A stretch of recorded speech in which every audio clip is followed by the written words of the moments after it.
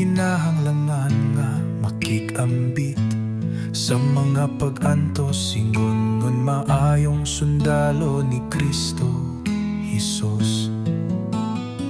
Gusto sa usa ka sundalo nga mahimuot ang iyang labaw, busa dili siya mag-apil-apil sa kalihokan nga walay labot sa iyang pagkasundalo. Kita nga mga anak sa Ginoo sa mausap sa magdudula nga mo apil sa lumba, dili gantihan kun dili mo subay sa mga lagda. Kita nga mga anak sa Ginoo sama sa mag-uumanga naghago, pagayo kinahanglan nga kita ang makadawat sa unang bahin sa abot sa umang.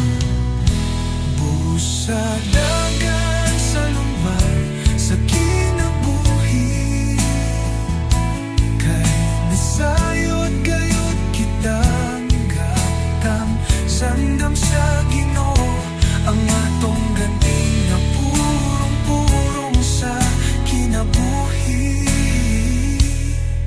nga wala katapusan, kauban si Jesus.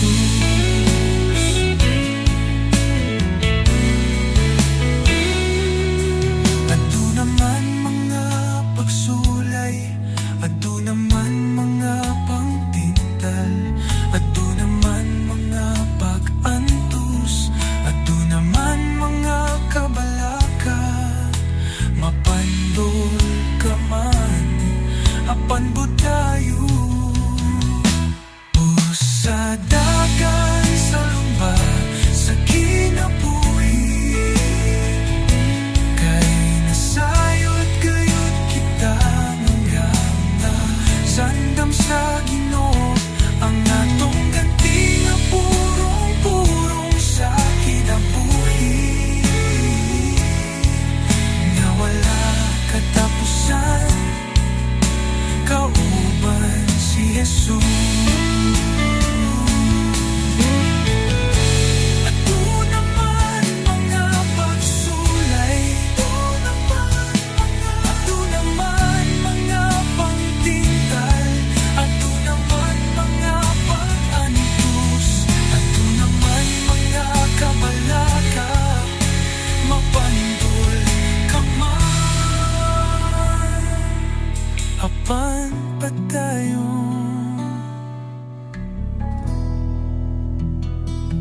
Busa dagan sa lumba sa kinabuhi, kay nasayod gayud kita nga dandam sa Ginoo ang atong ganti nga